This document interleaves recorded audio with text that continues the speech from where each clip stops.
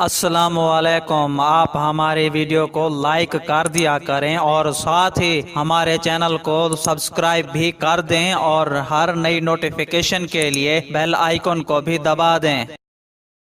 जमीयत उलमाए इस्लाम fake रहनुमा मौलाना फजलुर रहमान ने पाकिस्तान में मुतैन सऊदी सफ़ीर एडमिरल रिटायर नवाफ बिन सईद अल मालकी से मुलाकात की है। ये मुलाकात सऊदी सिफारत खाने में हुई। सऊदी सफ़ीर से दोपहर को एक आला सरकारी ओहदेदार ने भी मुलाकात की। इन मुलाकातों को इस हवाले से भी खास निगाह से देखा जा रहा है कि हुकूमत मौलाना के इस्लामाबाद की जानिब रवा माह के आखिर में आज़ादी मार्च और उसके बाद धरने से रोकने के लिए हर मुमकिन तरीका इख्तियार कर रही है, जिसमें ऐसे गैर मुल्की नुमाइंदों से रवाबित भी शामिल हैं जिनके मौलाना फजलुर रहमान के साथ अच्छे ताल्लुकात हैं। सऊदी सफीर ने मौलाना फजलुर रहमान और दीगर से मुलाकातें की ताकि मेजबान मुल्क की सियासी सूरत हाल का जायजा लिया जा सके। सऊदी सफीर पीर को पाकिस्तान पहुंचे थे। वो जुमे को सऊदी अरब रवाना होंगे और अपनी जायजा रिपोर्ट सऊदी हुकाम को पेश करेंगे। वजीर आजम इमरान खान भी इतवार को सऊदी अरब के 2 रोज़ा दौरे के लिए रवाना होंगे, जहां वो सऊदी वली अहद मोहम्मद बिन सलमान समेत कई अहम शख्सियत से मुलाकातें करेंगे।